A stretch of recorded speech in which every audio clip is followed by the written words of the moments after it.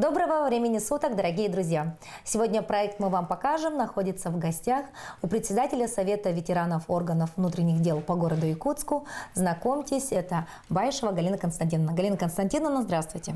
Здравствуйте! Но мы не первый раз у вас в гостях, и, конечно, очень рады тому, что у вас и у нас есть такая замечательная возможность. Галина Константиновна, расскажите, что сегодня мы будем делать с вами? Так, мы сегодня будем делать узор для сумки шопера. Ну, вот такие вот более летний вариант. Это моя работа. Есть еще вторая сумка шопер. Это более такой зимний вариант из плотного материала вельвет. Она исполнена с Ярославой Даниловой, тоже с которой мы вместе учимся в творческом объединении под руководством народного мастера республики Людмилы Петровны Жирковой. То есть мы не будем сегодня делать шопер, мы поговорим только о том, как создать вот такой красивый узор. То есть это фишка шопера, то есть не важно, какой шопер, важно вот то, что будет у него по центру. Да. Что у меня с собой? Значит, я принесла такой узор готовый. Вот, называется этнический якутский узор. Здесь, значит, геометрические фигурки, такие линии. В общем, такой узор мы будем переносить на прокламин. Прокламин – это, значит, нетканая ткань, которая выпускается как полотно. Ну, а на ощупь это как? Ну, знаете, как может быть… Как бумага? Нет. Тканевая бумага как будто бы. Да, да. Значит, это на клеевой основе. Обязательно, чтобы мы прокламин взяли на клеевой основе, потому что они бывают и без клея. Значит, как мы будем переносить вот этот узор на прокламин? Он достаточно такой прозрачный материал. Мы накладываем на наш узор, и тут все просвечивается, виден узор. И мы карандашом или ручкой рисуем этот узор. То есть переводим весь рисунок. Весь рисунок на прокламин. Вот видите, как легко все это делается. Может, чтобы были ровные линии, можно использовать еще линеечку. Потому что они геометрические такие фигурки, линии и так далее. То есть первоначальная задача – это перенести рисунок на прокламин. Да. Вот примерно. Но это процесс этот долгий. То есть сидишь, вот так перерисовываешь. Но если все это сделать грамотно, получится следующий этап. Да. Я уже перенесла весь узор на этот материал, на прокламин. И теперь дальше нам нужны будут лоскутки сукна, разноцветные. Я вот примерно заготовочку сделала, чтобы ускорить вот это все показать. Значит, у меня здесь есть вот пустые такие графы. Здесь я должна заполнить. Я подготовила вот эти лоскутки. То есть вот по каждой детальке, по каждому кусочку вы выкладываете как мозаику практически, да? Да. А вы знаете, как можно вот это лоскутки выкроить из сукна? Мы для этого используем вот такую копировальную бумагу. Вот. И, допустим, вот этот узор, да? Да. Я здесь возьму такой квадратик, ну, такой геометрический рисунок. И это вырисовывается у меня на сукне. Да, и это я вырезаю. Вот. И вот здесь в прищепочке просто заготовочки в большом количестве, вот стрелочки такие, да, как будто бы треугольники. Вот, значит, мы сюда клеим, ложим и клеим. Сейчас покажу, как это все. То есть через кальку мы переносим рисунки, вот эти кусочки деталей на сукно. Из сукна мы вырезаем вот такие сначала заготовочки, товарищи, вот они в прищепке. Посмотрите, сколько в прищепке деталей. Вон, очень много. Начиная от маленького треугольничка, заканчивая вот большим каким-то элементом. Это все вот кусочки. А потом уже, как мозаику, мы все это дело... Ну, пока мы это оставим, будем клеить простым вот таким клеем, карандашом. Это для чего мы клеим? Мы накрепко здесь не клеится, да, прочно, а для того, чтобы сделать вот соединительные швы, они просто держались на месте. То есть и вот так, деталька за деталькой, мы выкладываем, как пазл собираем практически, да? Да, точно. Это тоже какая-то якутская традиционная методика или не обязательно? Ну, не знаю, у нас все вот эти работы, да, технологии всех этих работ, которые мы делаем, техника, технология, она авторская, то есть Людмила Петровна Жирковая. Поэтому она сама придумала, вас научила, а вы вот продолжаете, да, так сказать, ее творчество. То есть мы вот так вот по деталькам приклеиваем друг к другу кусочки нашего сукна. Да. А в цветовой гамме вы откуда берете знания? Просто как вам хочется, как вам можется, или здесь тоже нужно соблюдать какие-то правила? Сочетание цветов обязательно. Ну, какой цвет с кем сочетается и дружит. Вот это надо знать, тоже научиться. Для этого есть таблицы всякие, какие цвета с кем они дружат. Вместе как красиво смотрится все это. Ну, и дело вкуса каждого. А вот вы говорите, вы пошли на обучение, да, к талантливому мастеру, да? Да. И с тех пор уже, наверное, владеете многим, да? Да. Ну, например, что вы делали там? Да. За год мы сшили, значит, ну, первая работа у нас эти были сумочки для смартфонов. Далее мы сшили вот такие, нет, не шоперы, а воротники, норковые воротники, украшенные с бисером. Это вот тренд, то, что модно сейчас. Да. Да. Норковые воротники. Шили еще что делали? Так, у нас мы сшили холодай, платье, также по авторской методике, технологии, техники, выкройка Людмилы Петровны. Очень интересная такая технология. То есть на эссек вы уже приходите в своем платье, да? Да. Со своей сумочкой, да. вышитой вами собственноручно, да? Кружевные жилеты к этому платью холодай. Да, сшили еще такие красивые сумочки, украшенные бисером. Ну, такие нарядные. То есть за год вы столько... Много чего сделали, да? Ага. А теперь ведь вы можете делать на каждое мероприятие близким своим друзьям подарочки такие, да? А почему бы сумочку не подарить? Все, ну, конечно, это кропотливая работа, да? Уходит очень много времени. Да. Вот, конечно, я очень люблю дарить подарки. Я уже такие красивые сумочки нарядные сшила для своих сестер, для подруг. Я даже использую их, свои работы не обязательно, сумочки, да, там для смартфона, там рукавиц или что-то еще обязательно я использую в качестве приза среди своих ветеранов. Вы все в работу, да? То есть у вас, мы знаем, очень активная жизнь в качестве председателя Совета ветеранов, да? И, собственно, и здесь тоже разыгрываются ваши работы, да? Да. Хотите получить работу, значит, как минимум, пробежать надо дистанцию какую-нибудь, да, если это спортивное мероприятие. Или, значит, спеть, станцевать. Это тоже задача, да. Может быть, выполнить какие-то определенные задания, да. А вообще, сегодня возглавлять Совет ветеранов – это в удовольствие или в тягость, я бы сказала? Ну, наверное, в тягость будет звучать, наверное, немножко грубовато, да? Да, конечно. То есть это все-таки удовольствие? Все-таки да. И интересно.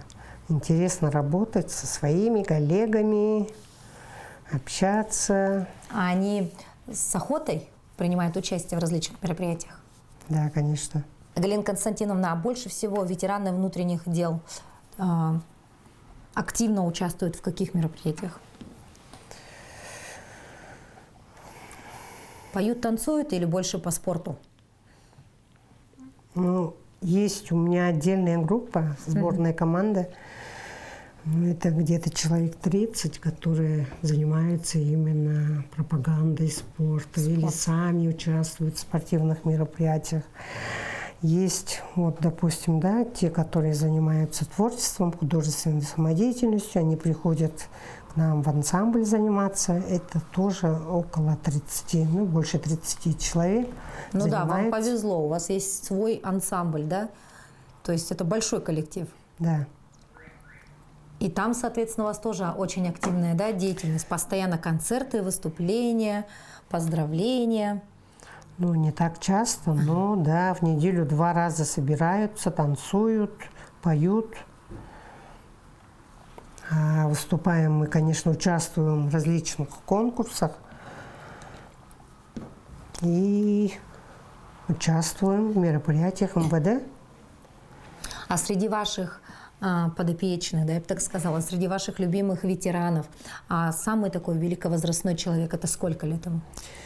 Ну, у меня, значит, на учете есть ветераны тыла. Сейчас нет ветерана войны, но есть ветераны тыла. Это 35-го года рождения. Вот так, да, 35-го года рождения.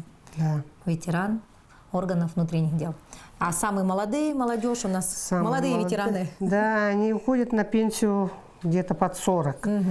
Это молодежь. Да, 35-40 лет – это молодежь. Но их мало у меня в совете, потому что они как бы работают. Да, им есть чем пока, заняться, да, им детей пока воспитать. Да.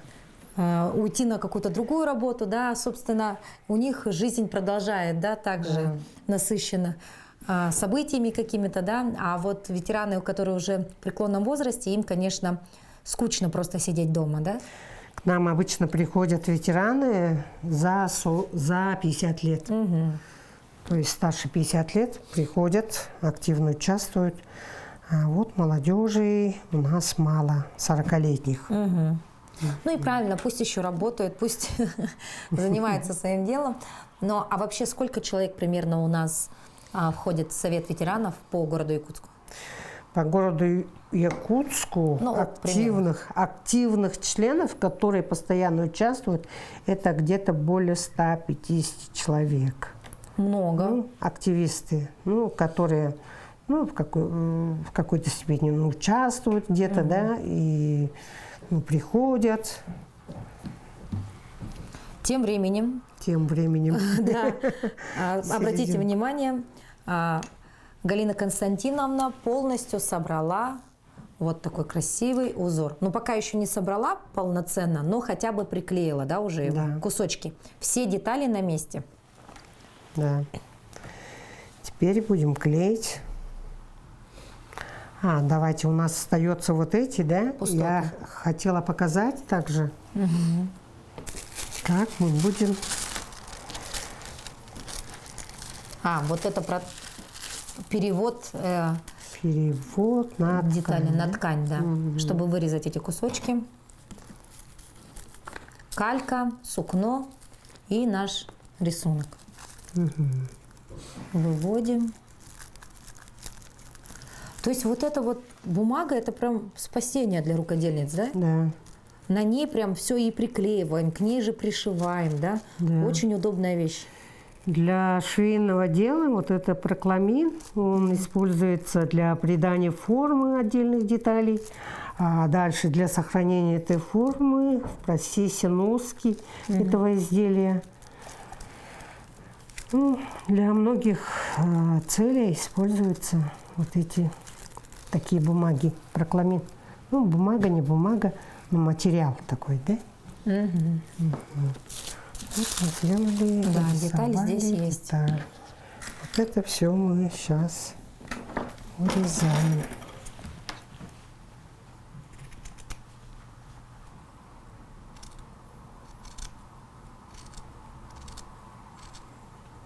Ну и вот так вот по детальке, по кусочку собираем нашу аппликацию, наверное, это нужно, да, сказать. Но это как бы по факту это, конечно же, элемент нашего декора, сумочки. Галина Константиновна, а вот эти узоры, да, и их порядок размещения, он важен? То есть это нужно знать определенные какие-то законы, традиции или, собственно, не обязательно? Вы берете просто готовый шаблон и делаете по нему?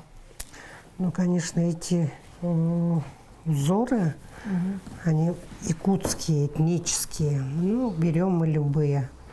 То есть мы берем, значит, в этих книгах берем, в альбомах берем, где-то ищем в интернете. То есть, если кто-то из вас захочет попробовать такую технику, то можно начать из простых геометрических рисунков. Ну, допустим, пускай у вас будет фон квадрат, возможно, один круг, имитация солнца, да, и несколько квадратов. То есть вот такие мелкие детали, это, конечно, уже мастерство, да.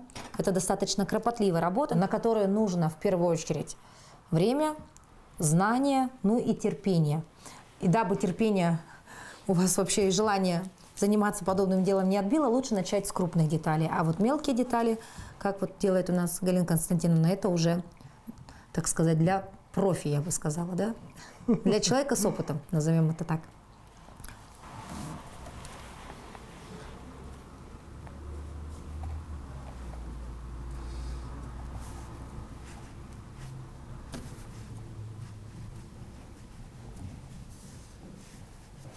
Теперь, значит, мы должны соединить швы. Это мы приклеили временно, чтобы они для соединения этих деталей, чтобы нам было удобнее. Так, значит, соединяем сначала мы обычным простым швом. Это как двусторонняя гладь, но мелко-мелко. Ну, вот видите, такие мелкие детали же, да? Поэтому, вот, допустим, я взяла черную нитку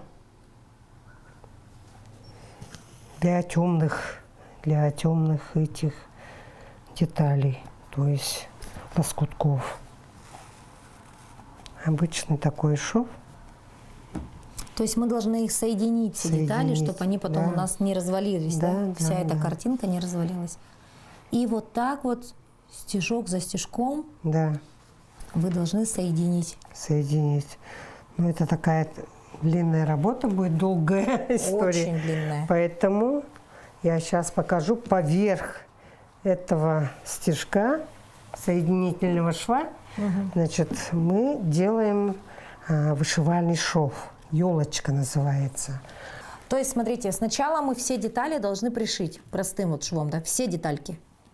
А потом поверх еще красивый шов должен быть, да, для красоты уже. Да. Поверх соединительного шва простого, да, мы должны нанести рисунок. То есть шов, елочка называется. Я здесь как бы на показ сделала такой шов, ну, более крупно. Крупно, да? Чтобы зрителям было понятно. Было видно. А для того, чтобы шов был ровный, мы сначала делаем вот, полосу, да? Да. Чертим, чтобы был ровный шов елочки. Значит, как делаем? Покажу.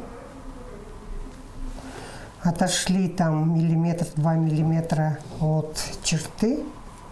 И с этой стороны параллельно мы делаем вот так.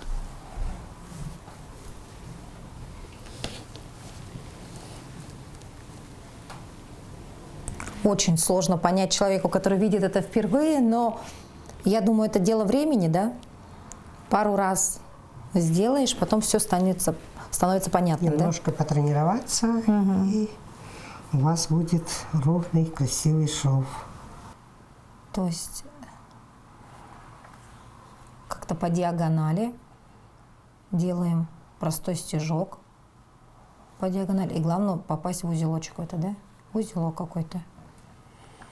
Знаете, вот где вот заканчивается вот этот стежок, с этой стороны, на этом же месте мы делаем. На этом же уровне. Да, на этом уровне.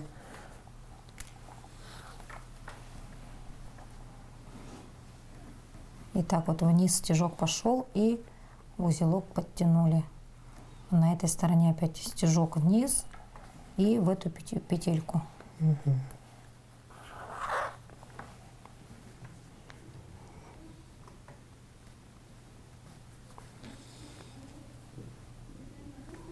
Еще раз вниз стежок и в петельку. Вниз стежок и в петельку. Но в принципе-то понятно. Тут, мне кажется, это дело времени. А потом это все становится очень просто и легко. Итак, Галина Константиновна, получается, вот это и есть ваша елочка, да? Да. Каждую деталь. Да, Вот, посмотрите. каждое соединение деталей Все должно быть этой таким же елочкой. швом, елочкой. Вот это тоже елочка, это все елочка, это елочка, вот это елочка, и это елочка, елочка, елочка, елочка. И все это часы работы. Да. И вот, значит, и узор мы переносим на ткань, с которого мы должны сшить себе шопер. Ну, вы как все знаете, шоперы, они бывают разных размеров. Можно вот в ширину вот так вот, да. А здесь у меня получается, что они оба такие, ну, формы одинаковые получились. Самое главное, мы сегодня показали, да, на деле показали, как нужно собрать эту аппликацию. То есть как собрать все эти детальки, как их прикрепить, как их прошить, как их отдекорировать, все эти соединения. А потом уже дело остается Да, за малым, перенос. это к То есть шоперу. здесь у нас на клеевой основе мы также должны проутюжить и потом соединить также соединительным швом простым и поверх, вот смотрите, машинным швом зигзаг. Вот закрепили накрепко.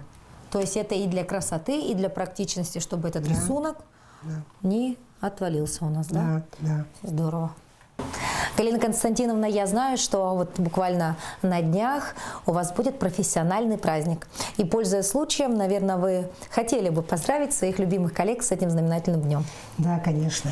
10 ноября – это день сотрудника органов внутренних дел Российской Федерации. Поэтому, пользуясь случаем, я хочу поздравить своих коллег, сотрудников, ветеранов органов внутренних дел республики с нашим главным профессиональным праздником – Днем сотрудника органов внутренних дел Российской Федерации.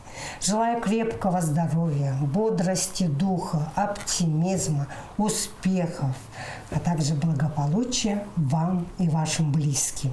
С наступающим праздником, уважаемые коллеги!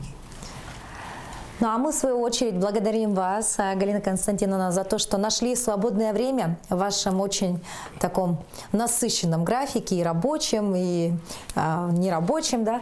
И, как всегда, спасибо вам за то, что передаете свои знания нашим телезрителям. Я думаю, многие сегодня восхитились вашей работой, потому что здесь действительно не только часы работы, здесь душа. Душа. Здесь ваша Частичка душа, души. частичка вашей души, здесь частичка не только души, но еще, наверное, вот доброты. Очень добрый человек у нас, Галина Константиновна. И вот прям очень мы рады тому, что у нас была такая возможность встретиться с вами и восхититься вашим творчеством.